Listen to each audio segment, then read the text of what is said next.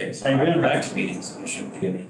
Not bad for Haven't my seen you. age. Haven't seen you in a long time. I know. I'm down more. Today I'm down twice. Down twice today. You're going back and forth. Meeting at 6 o'clock tonight. Oh, excellent. Wow. You're still getting Planning feedback? commission. I've left the room, so, You shouldn't have left the room, you should just. if I left the meeting, I don't need to be in the meeting, because I'm not presenting anything. Can you see, am I muted? I think.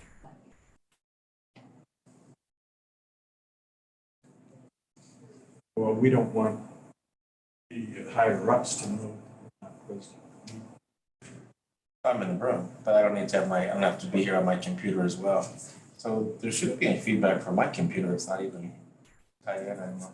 There we go, I think we're good. So yeah, you might as well open the meeting, and we just don't report you're conducting business, that's all. We on?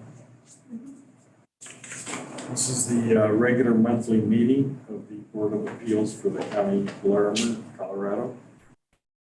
And it'll open the meeting. We don't have any public wanting to speak on any issues.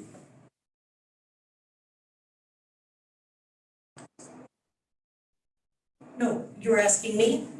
There was not a formal appeal. I'm gonna ask you everything. You're okay. Eric, was there a formal appeal this month? No, there are no bills. And no public wanting to comment. Nope. Okay, are we gonna look at the draft of the minutes? Is that necessary? Because we can't take action. If you want to, I mean, you could look at it. Anybody got any comments about the minutes draft? Moving on, discussion items. You're going to hear a report on the climate smart and future ready framework. Thank you. Awesome. Okay, well, thank you for inviting me to this meeting. My name is Heidi Purvis. I am the Climate and Sustainability Manager for the county. This is a relatively new role. I have been in the county for about 10 months. And so what I'm going to do, I've got about a 15-minute or so presentation, and I'll go through that, and then we can go back to any slide you want and talk through the information. There are active web links in the presentation that will take you to the website, which has all the information on it, including the documents that I'll share with you. And I even have a link in the presentation to go to that website. So we can do that if that's helpful during the conversation. Is that okay? Yeah, the packet we received that was published on the Board of Appeals website, is that the complete report? That is this presentation. It is Only not this the report. presentation. Okay. The presentation though does have a hot link with it that you should be able to select even in PDF form or in presentation form. I didn't try it, okay. But if not, we can for sure get it to you. Okay. So here it is. This is the two topics that I'll discuss, and then the reason why I was invited to present this to you is because maybe there's some discussion at the end about involvement of this group going forward. So I'll start with, there are two plans. One is an external plan and one is an internal plan. So I'm starting with the external plan called Climate Smart and Future Ready. This initiative started in 2020 through a framework document that was developed by county staff. And that framework document was adopted by our county commissioners in 2021, understanding that the ideas that came forward from staff in that framework as far as strategies for addressing climate and sustainability issues was maybe incomplete because there hadn't been a public comment phase available for that report. So what they asked, the commissioners asked in the end of adopting that framework was, please, the next phase, go out to the community. And that's when I was hired on with the county. So phase 2 was launched last year. We went through about 11-month time frame of contracting and then going out into the community and collecting feedback, which I'll share some of that results with you. And now we are getting ready to launch phase 3, which is the actual development of an implementation plan that has actions, strategies, goals, and the like. So it's been a stepwise process, but we're getting there. In phase 1, that frame, yeah, go ahead. Phase 3, was there a time frame for that? I'm sorry, so there isn't, and part of the reason for that is because, let me go here. Well, it says 2022, 23, but it's probably gonna be actually through and into 2024. And I'll explain why, and that is that we're asking for consulting help to get us to all the detail that we need within an implementation plan, and the funding for that stream has not yet been awarded, and I'll explain why later. Okay, yeah, Okay, I didn't mean to yeah. sidetrack you. So we're just beginning it though, right now. Okay. So these are the focus areas, and in the framework document, which was phase 1, there were 7 focus areas when staff were talking about what do we mean by climate and sustainability issues, what does that look like? These 7 topic areas, if you look at them, they look like they mimic county departments for the most part.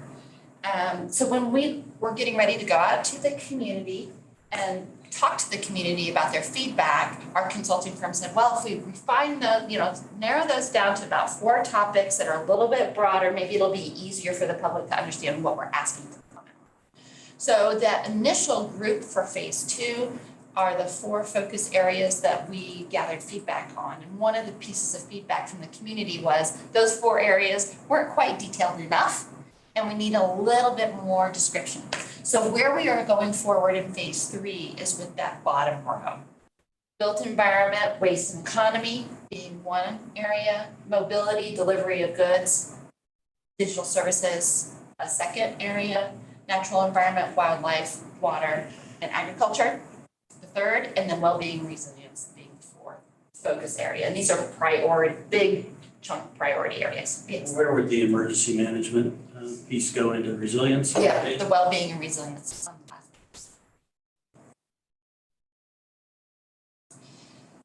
The intent and scope of what we're going to be discussing going into phase 3 are these 5 large areas. One is being clear that it's not just about climate change, but it's about more than that. We're hearing a lot of sustainability issues when we go out to the community, and that was what was seen in the framework document as well. So we're trying to make that clear through the title as well, Climate Smart and Future Ready. The approach going forward is that this is not a to-do list for Larimer County. This is a to-do list for our community, which implies and means that we're going to need partners to be able to implement actions and strategies going forward. Those partners could be the municipalities that are within the county, also could be private sector, nonprofit sector, and the like going forward. There are going to be some items though that Larimer County needs to take the lead on, and that there's going to be action required maybe at a state legislative level, or maybe just internally going forward. So there's lots of room there, but primarily the county will be the convener. We do want to be sure that the final plan has articulated SMART, which are specific, measurable, achievable, relevant, timely goals, and that those are related to objectives and actions that we can measure success on. Are we making progress or not towards the goals that we're going to state? Of course, we'll have continued community engagement going forward, and the request to have an equity, diversity, inclusion lens on top of what it is that we'll be discussing as far as goals and objectives. There will be a framework going forward that will look a little bit different than the way we approach phase 2. Phase 2 had a task force. That task force had about 25 members or so from across the county, public, private, and nonprofit sector representatives. And because this is such a large topic plan, what we're discussing going forward is having an executive team that will help us pull the whole plan together, but really focusing in on the topics in 4 separate work groups. And those work groups will have invitations that will go out into the community for partners who can help us develop goals and implement actions going forward. So this is the phase that we're in right at this moment. The commissioners are looking at the final structure, and the invitations will be going out by the end of this month. Here's an example of what that phase 3, what these work groups will start on. And this came out of the phase 2 recommendations from our task force. This is just one example in our recommendations report, which I can show you in a moment. There's many more. So this is the mobility, delivery goods, digital services example of strategies that came forward from the framework document, phase 1, and that were sometimes reinforced by the community. And those that were reinforced by the community are shown in the different color. So the ones that are in that orange brown color on this screen, also in the report, are those that were duplicated, both in phase 1 in the framework and when we heard from the community. So these are good starting places for the discussion of the work groups when we get together and try to decide what are our goals and objectives. So it may be that in the final implementation plan, you'll see this exact wording. Or it may be that through the work group efforts, they may say, well, we understand the intent here, but we're going to articulate the goal a little bit differently, or we're going to have a suite of different approaches to get to whatever that goal may be. So this is just a starting point for the discussion so that the work groups aren't recreating the efforts of the last couple of years.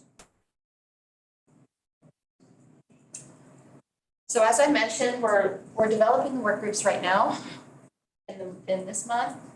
There's a regional elected officials meeting that's occurring in August, for which we hope to level set a little bit of the questions that are going on, in particular with our municipal partners who are seen as really being a critical role in implementing our plan going forward. It's going to require some connection and linkages between existing plans that are in the community so that we aren't replicating work. It will also require some linkages to identify where are there gaps and where are there opportunities for us to maybe partner on innovative approaches going forward that aren't articulated in a siloed plan of one municipality or the other, or one entity or the other. And I'm thinking of things like the North Front Range MPO. They're a separate entity, they have their separate goals and objectives. Maybe there's some synergies that we can make here. The contractor hiring in the fall, the reason that this has been delayed, despite the fact that the county applied for the grant in January, the grant is through FEMA.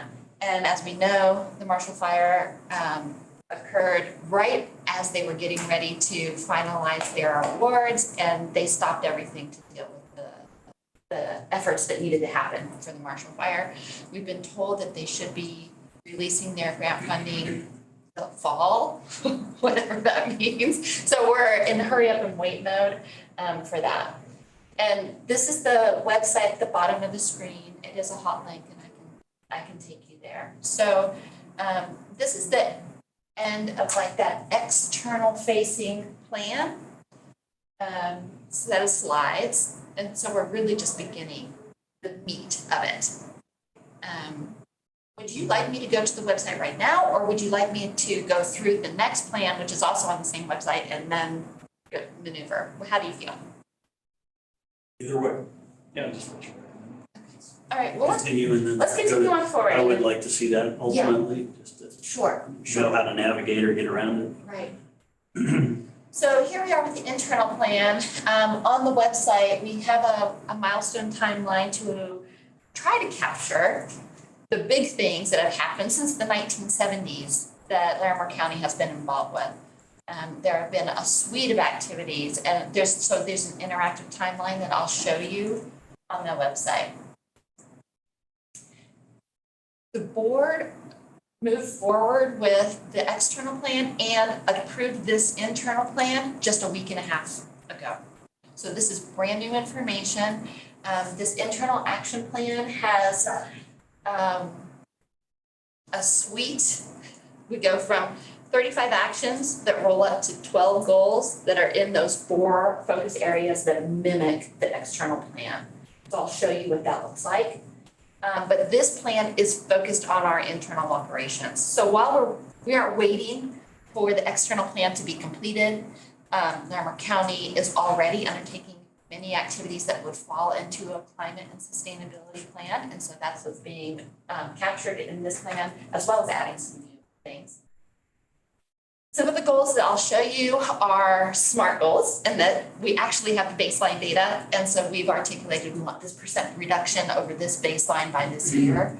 But many of the goals are not SMART goals, and that's because with the new plan, there is some baseline development that needs to occur in some areas. This internal plan has both short-term and long-term actions. The short-term actions are meant to be completed in the next couple of years so that we can demonstrate active progress going forward. And the long-term timeframe within the plan is 2030. These are those same 4 areas that are in the Climate Smart Future Ready plan. So I'm just showing them to you again here.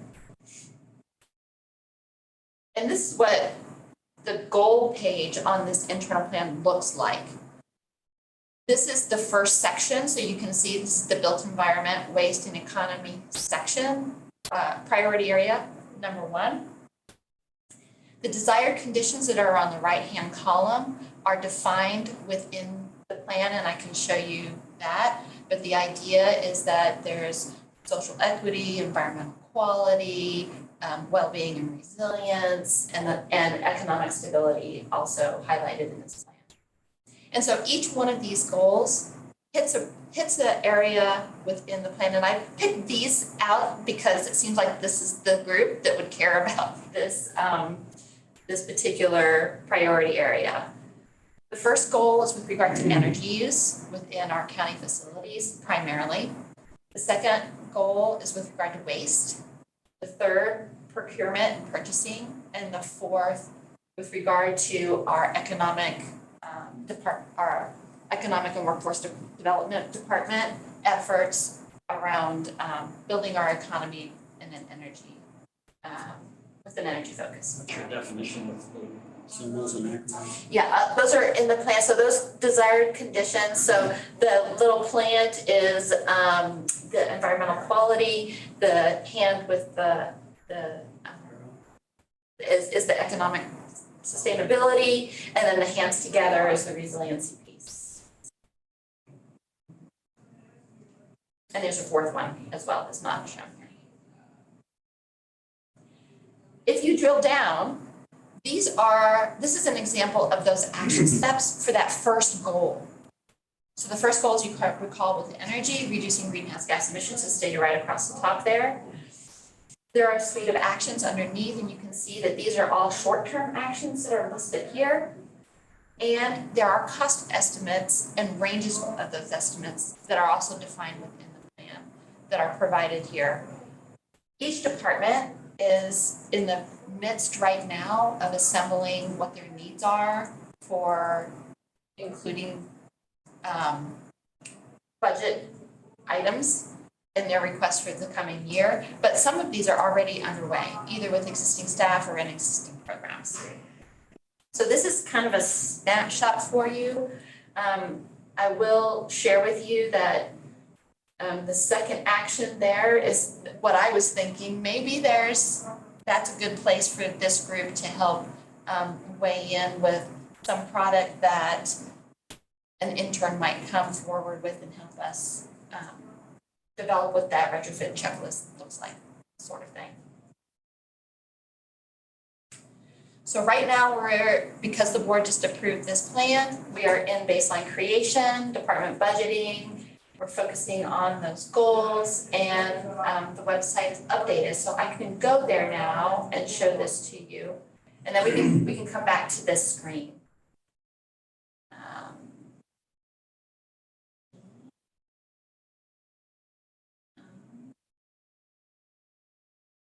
Oops, that's the wrong page.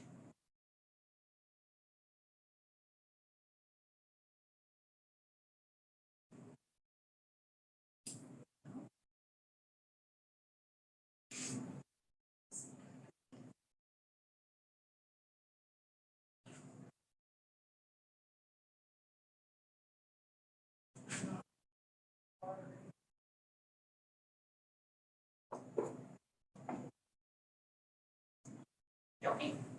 Oh, here.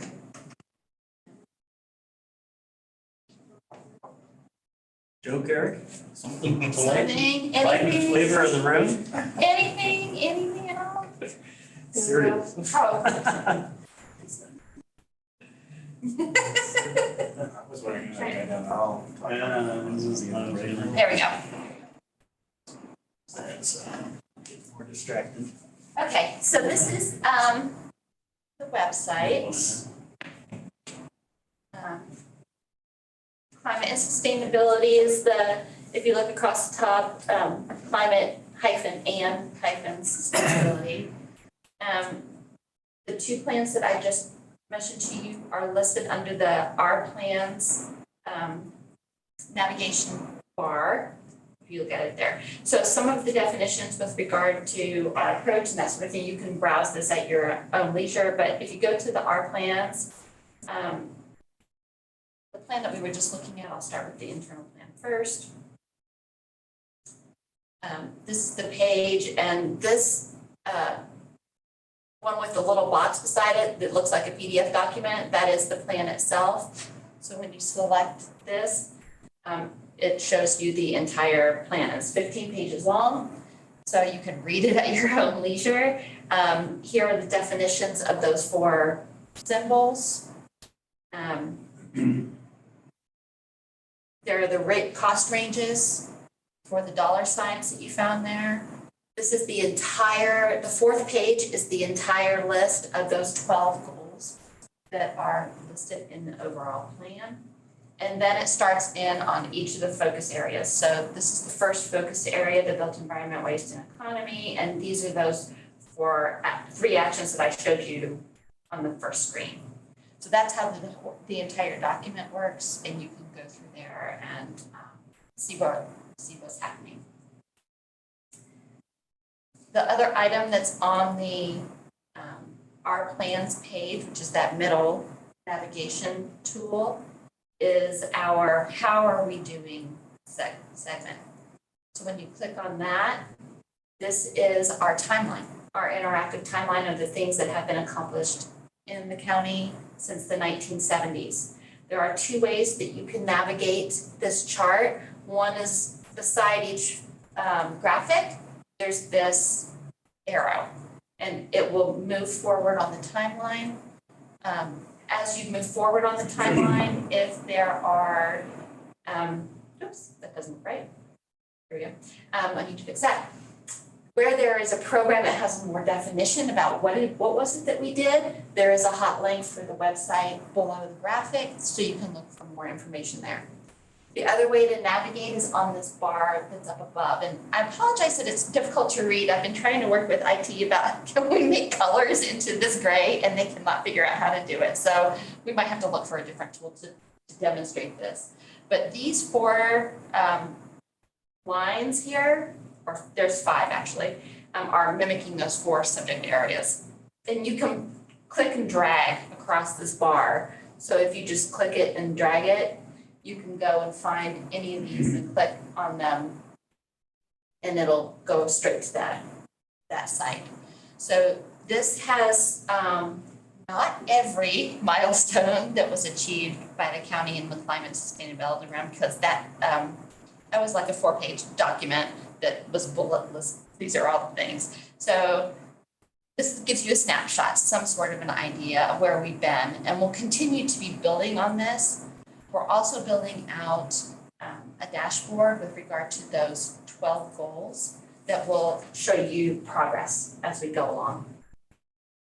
Can you keep going forward? Do you have anything plugged in for the future as far as your goals? Oh, we don't. That's a good idea, though. I mean, Thank you. That's a great idea. I think the short term and long term, you need to be trying to say by 2025, we want to accomplish this. This. And or there's some funding that has to happen in 25 to happen to create the action in 28 or some kind of thing like that. And my other thought was when does the county commissioners, because a lot of these have price tags to them, obviously, when do they start to highlight these are top priorities and we need to start plugging in funding again today or next, fall of whatever to get to the next spring, those kinds of things. like you're saying, without some funding, some of this is not gonna happen. And just my immediate reaction is that 2030 is even a pretty short time frame, considering you're saying that's a long term, but what happens after that at 2040 or something? It seems like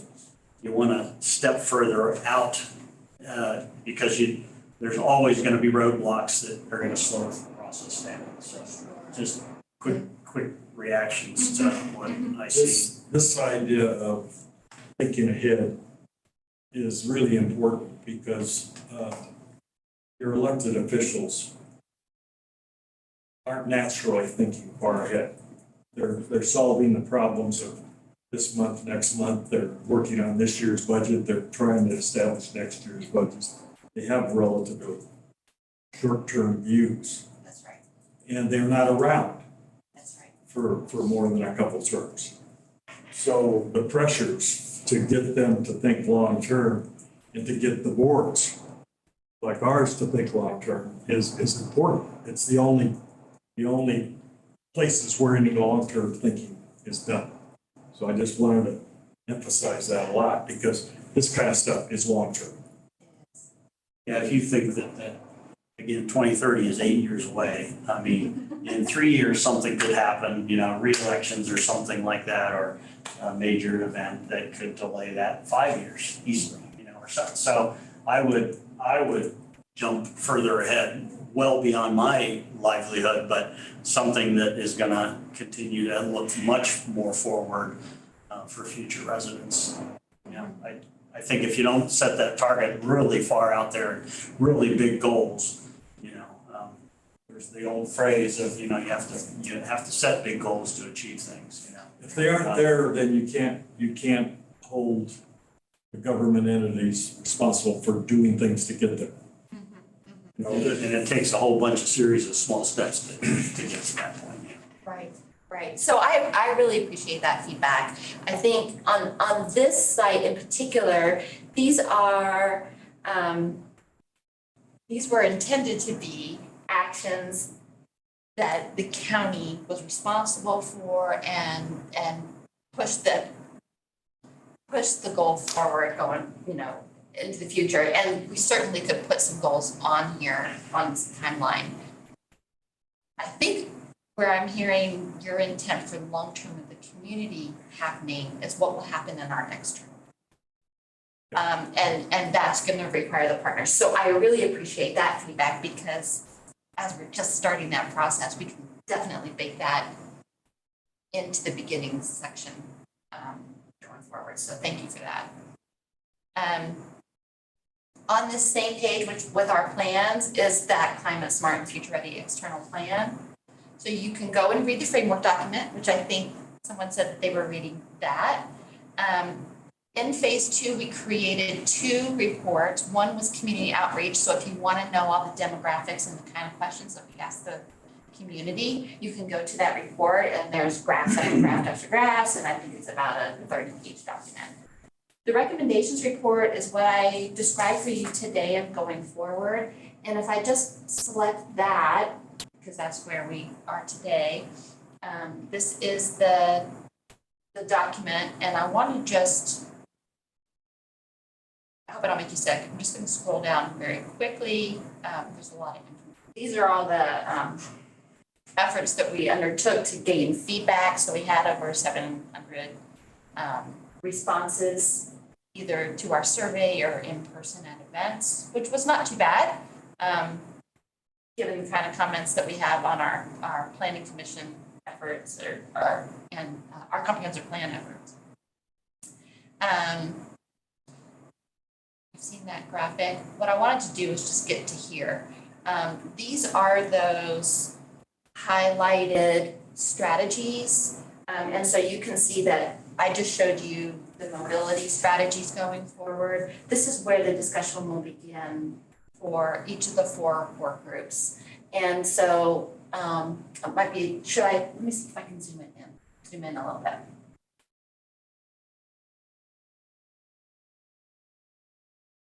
There, is that more helpful? Okay. And so, like I said before, it's not that this is where the conversation will end with our external work groups, but this is where the conversation will begin. We've heard that these are things that we need to concentrate on across the entire county. Are there gaps in our existing planning efforts? What should our big, hairy, audacious goals be? And how are we going to measure success and plan for reaching those goals and the like?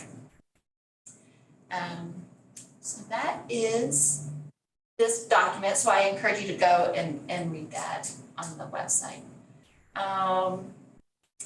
The only other thing I'll show you on the website here is back at the beginning, these 3 navigation tools.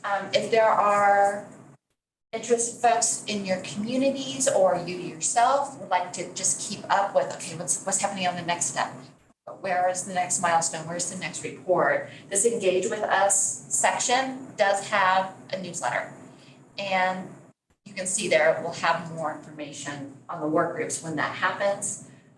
So this piece is being built out, but you can subscribe to the newsletter here. I try to send out something monthly that gives an update of where we are. So just know that that's available for you. Now, let's see if I can go to this without jumping out. Oh, yay, no, it didn't work. I have to stop share and then go back into it. Okay. Is there an actual definition of SMART? I mean, is it There an is. acronym? It is an acronym. If you Google SMART goals, it will give you a whole body of work that has been done on how to create. Is that county-wide or is that statewide? Nationwide, okay. It's a management tool. You mentioned the SMART. Can you Yes. mention them again for us? Specific, measurable, attainable, relevant, and timely. So, for instance, having. Are there overall definitions then of their goals? Yeah. Is there something overreaching that we're trying to fit our model into? I guess I'm just not enough familiar with the process or the program. No, because it would flow across all kinds of different programs that you might try to develop goals for. It's just a way to have a goal, not just be a bunch of nice words on paper, but be something that you can measure towards and identify. So. You're thinking about comparing with the city. City has City of Fort Collins net zero by 2030, I think, for zero carbon emissions. So the county doesn't have that because the city's going to work on this one. But I think in here, there's the goal that was adopted, I guess, by the commissioners to reduce greenhouse gas emissions by 30% by 2030. That's the biggest overall goal.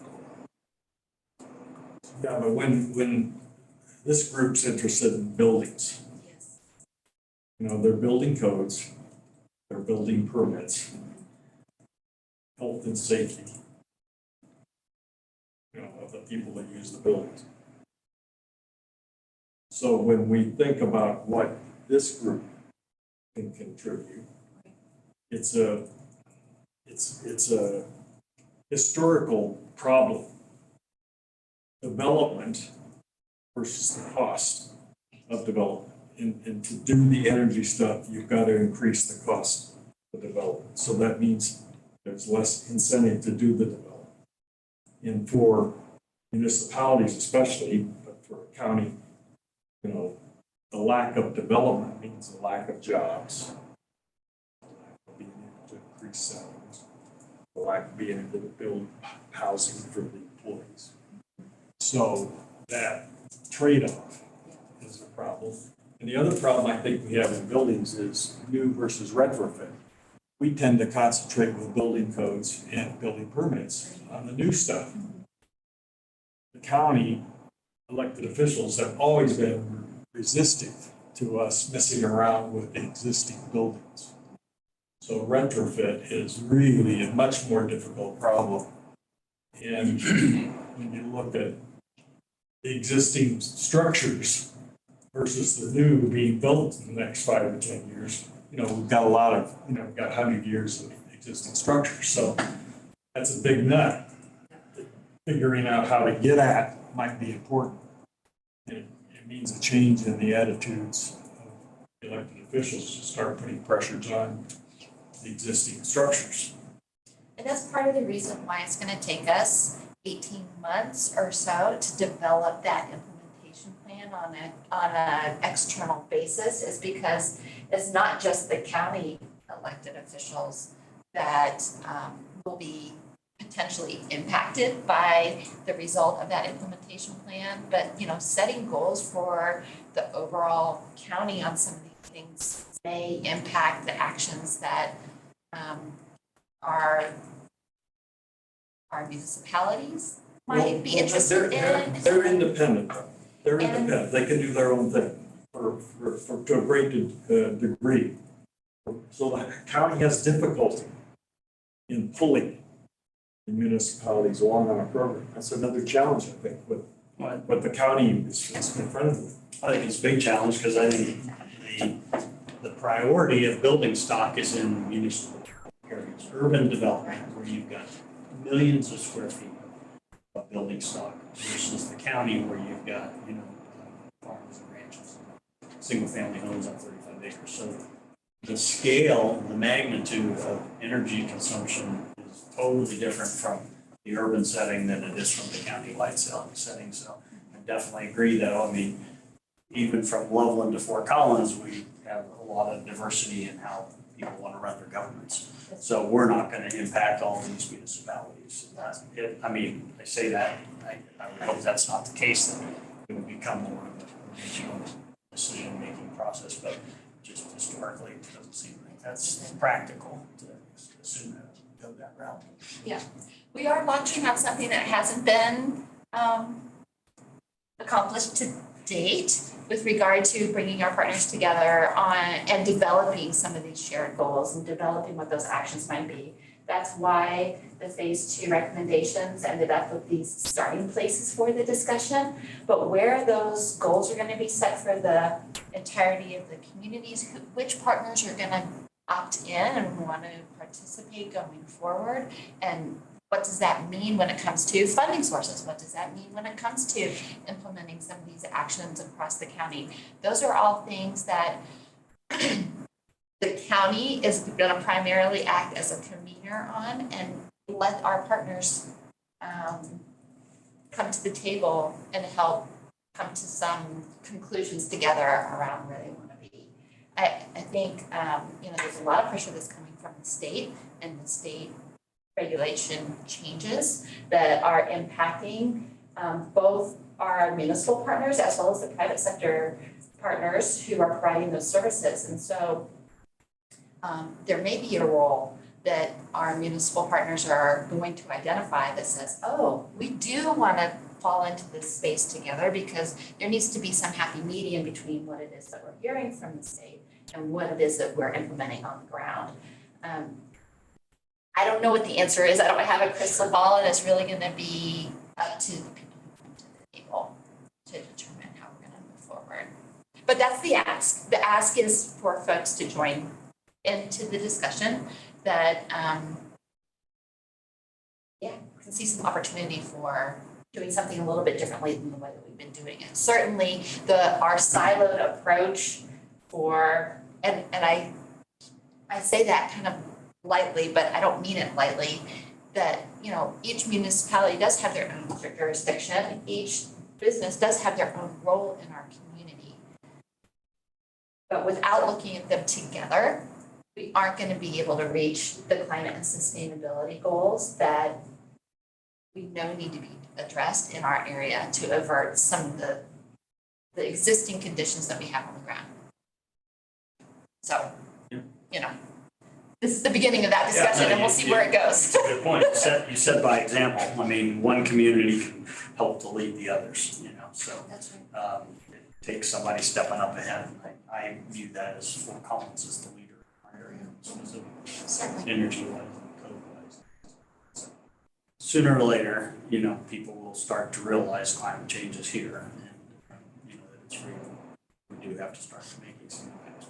That's a good Good thought, though. I mean, tying this back to the state somehow, that they're a part of this, initiative, so to speak, that everybody's looking at it more statewide than just town and city by city, so to speak.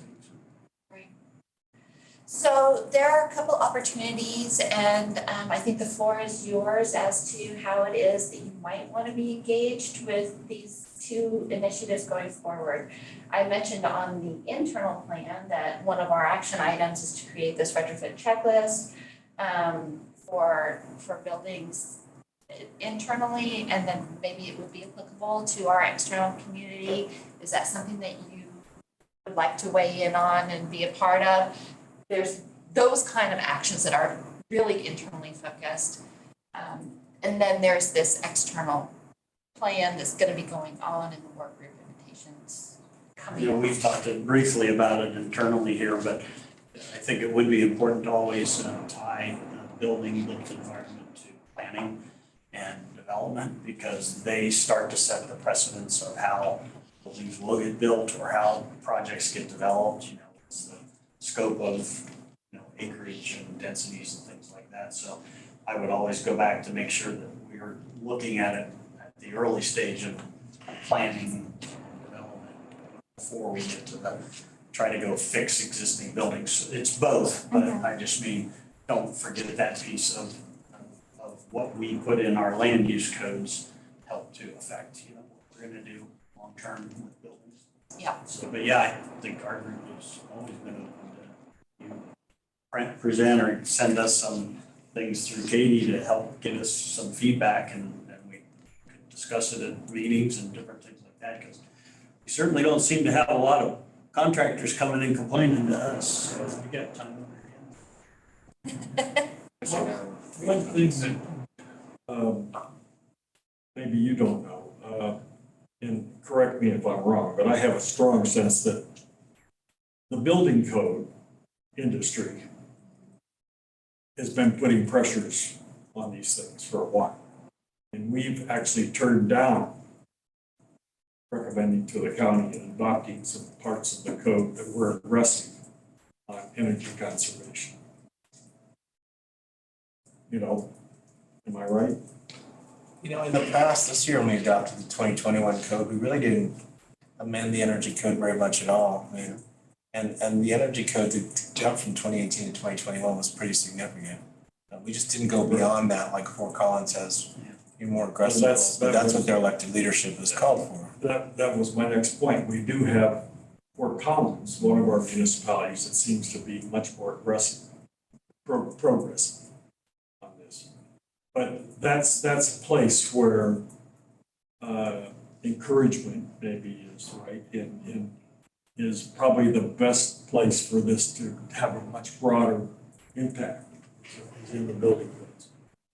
So to the degree that counties or the state can be influencing changes in building codes is important. Also, I noticed being involved in a large homeowners association that recently the state restricted what we as a homeowners association could do in controlling solar and wind generation. In other words, you can't, as a homeowners association, normally you can restrict land use regulations more than the government regulations. In this case, the state has said, no, you cannot. So we've got some indication there that the state is being aggressive on issues, and there needs to be more there. And I know one of our county commissioners is involved with other counties in the state on the energy conservation topic. So that plugs Larimer into what the state's doing. But I still think the basic problems are this problem of increased costs. How much can the costs increase to new construction? And what does that do to affect? And that's a tough call for government. There's a trade-off. There is, and the luxury that we have coming up in the next year or so with these infrastructure dollars getting released and federal funding becoming available for some community-wide relief of those increased costs or new costs won't be there forever. So there is a larger discussion that will have to happen once countywide goals are created around, okay, if we all, whoever the we all is, we all agree that this is our goal and these are the kind of actions that we want to maybe take together, then this discussion around, and how are we going to make that happen? And by when? That's where those identification of those SMART goals or, articulating the detail is where we need to get with the implementation plan. So it'll take us some time to get to that. I think that's crucial because recently in Estes Park, they had a task force working on this topic. And Estes Park is a unique community. About half the community are retired, successful people. One of our county commissioners calls it the brain trust county.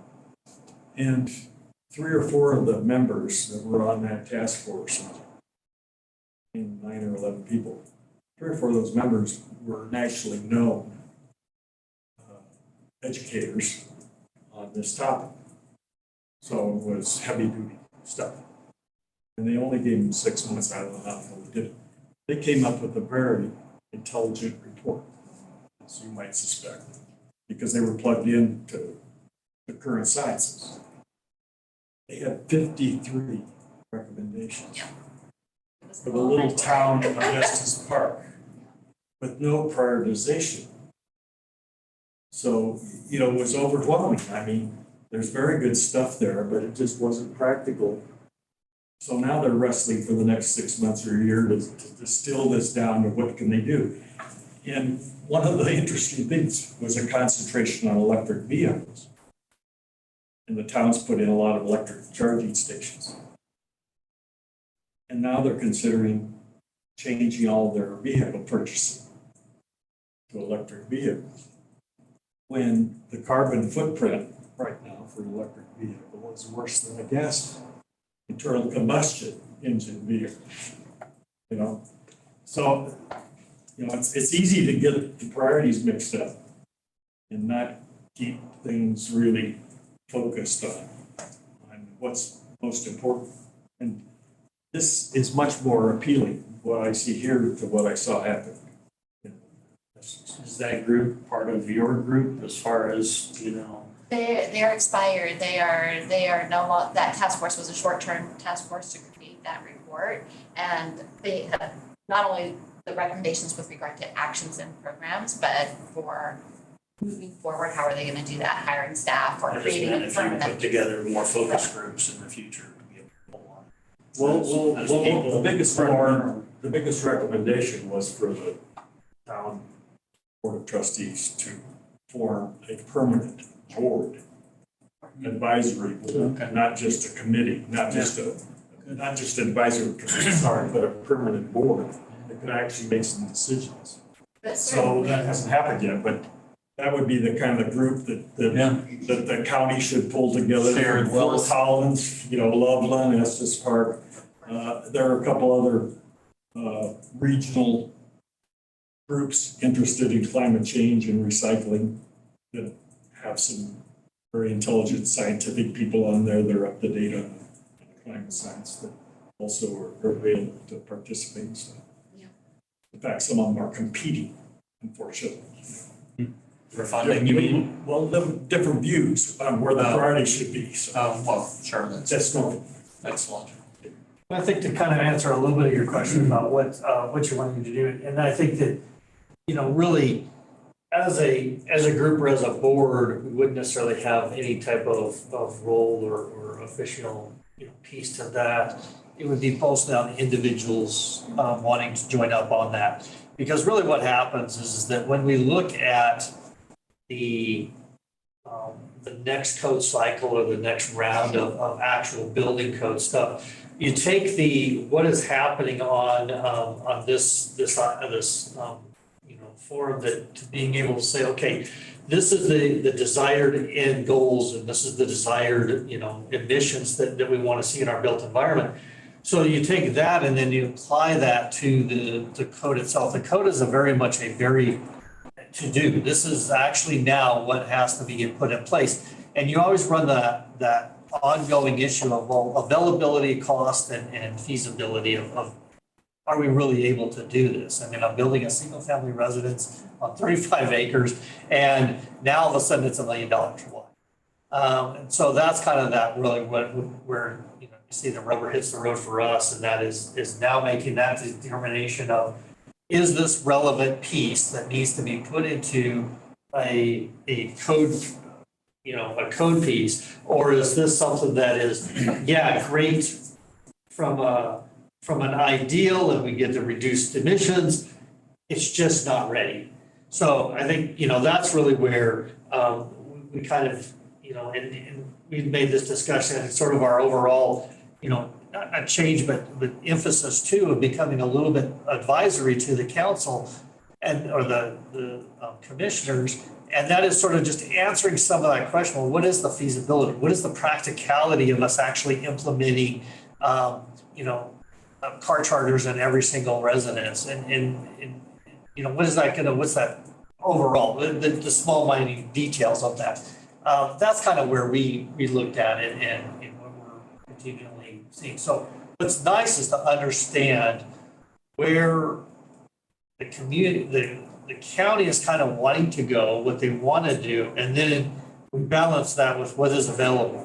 What can we enforce? What can we put into place? And so I think if we go in there and we make enforcements a little bit harder than is necessary because the group wants to meet these zero goals, and yet you turn around and you realize we didn't take the time to really think that through. And now we're actually creating a bigger problem than we had if we just left it go.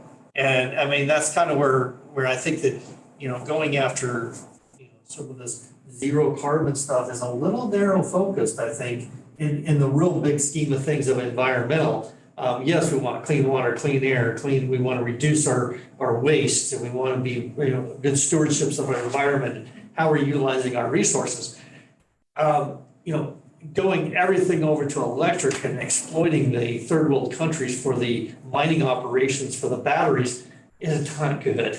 And so that's really where it's kind of like, hey, we need to put that balance in. We need to understand a little bit more. What are we really asking? What are we really going to be doing? So as we go and we say, hey, this is the recommendation of the next building code cycle, it's actually something that can be implemented and done. And so it's great to understand where we want from the county, what the county wants, and for us to say individuals be part of these discussions, a part of this group to help, look at those goals and look at those desires and say, hey, here's what I see. And so that's just kind of, I guess, to answer your question about where I see our role, what do I see, what we can do. And it's very important for us to understand what is happening within the desired group. Also, what is happening outside.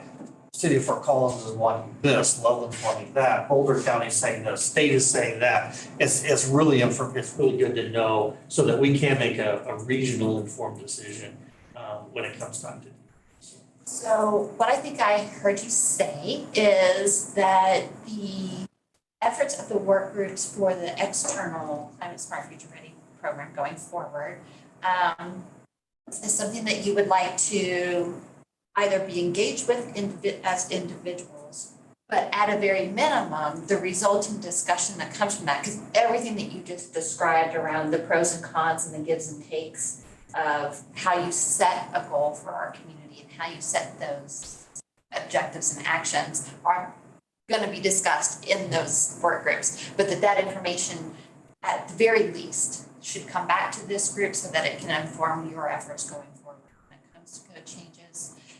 So what I think I heard was, as individuals, if you would like to be engaged, there's opportunities for you to sign up on the website, and that can happen from the external and then bring information back. With regard to the internal plan, which is really county operations plan.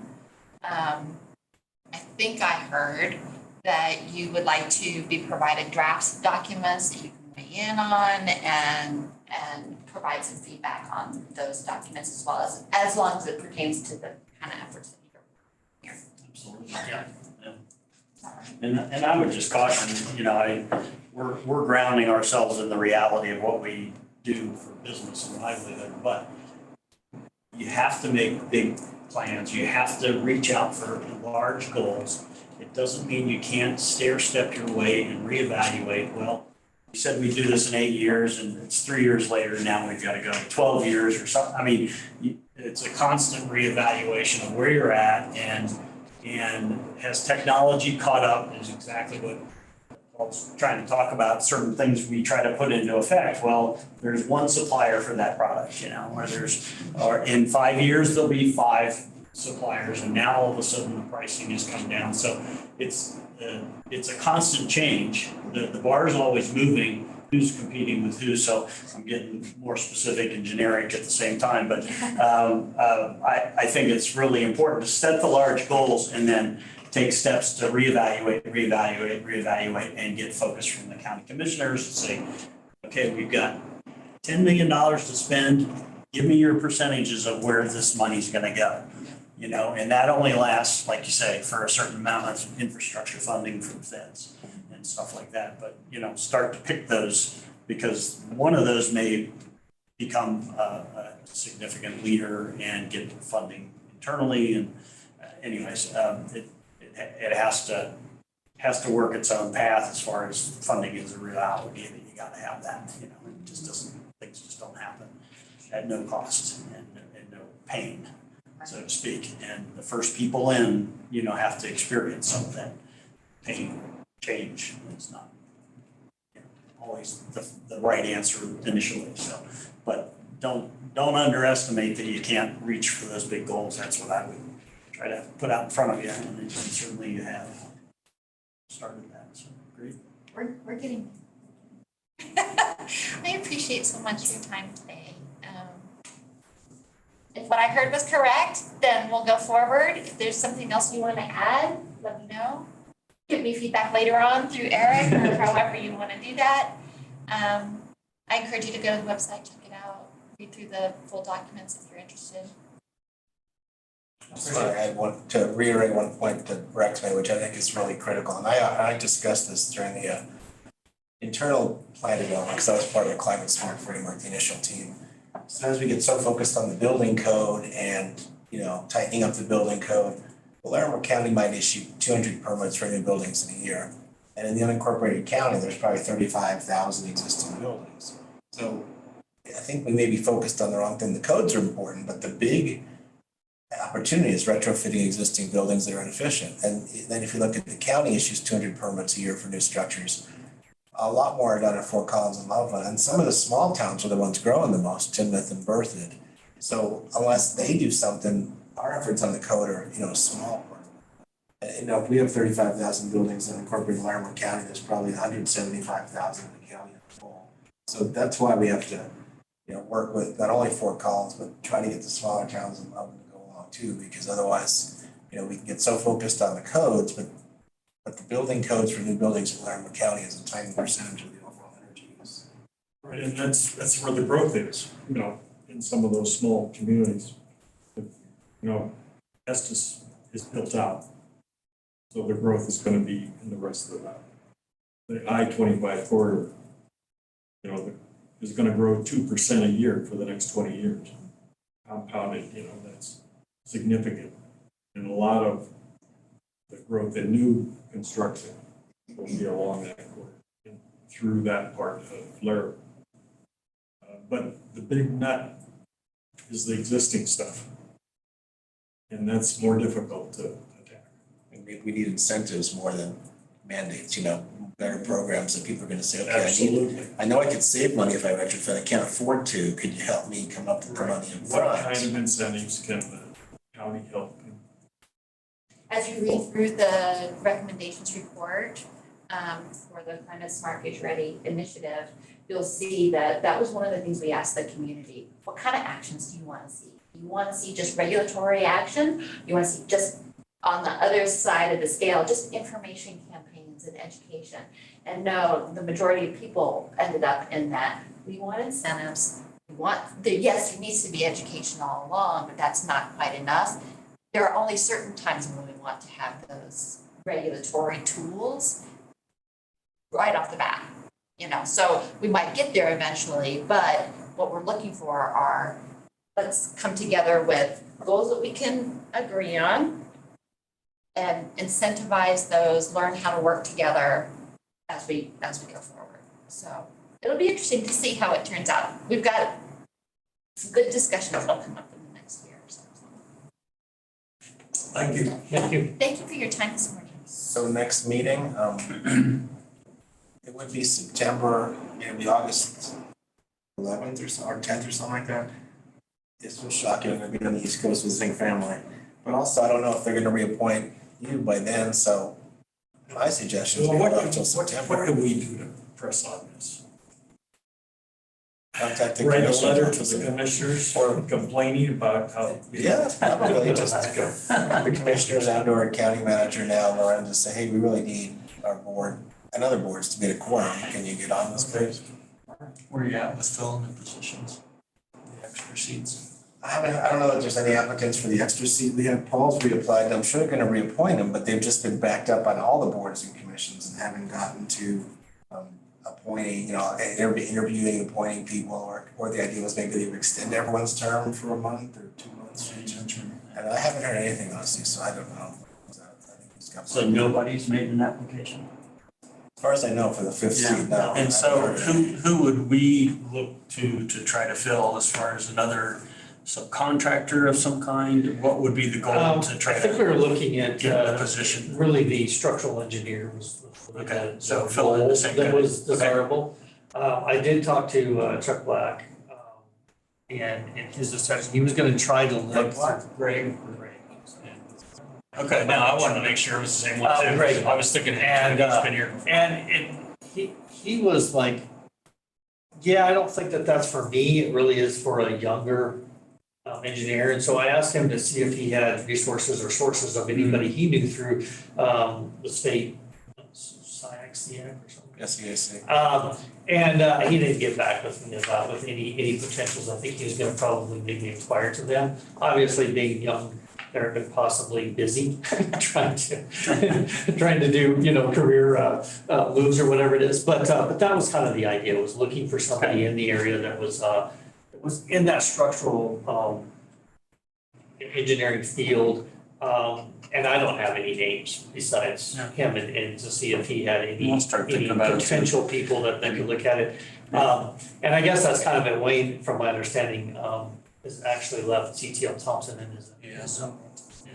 I was just gonna say, I'll either get back to Wayne and say, who could you recommend, or I'll go to some of the CPL people and see people that took over for him. Yeah.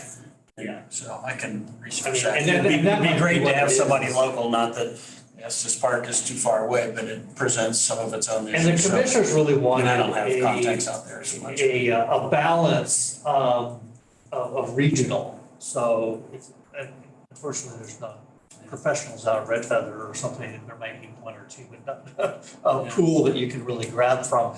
And then also gender and age. So it would be great to see, I don't know, just anybody, but, and it possibly is gonna actually just be individual invitation versus mass, hey, here's an opening. Even someone from Loveland or Bertha would be welcome, just because we become, other than Yeah. you, so Fort Collins focused, and I know the commissioners would like to see some more geographic. So, if you know anyone, ask them. If you know anyone from Wellington or Bertha or something, yeah, try to get them. So yeah, I just don't have any contact.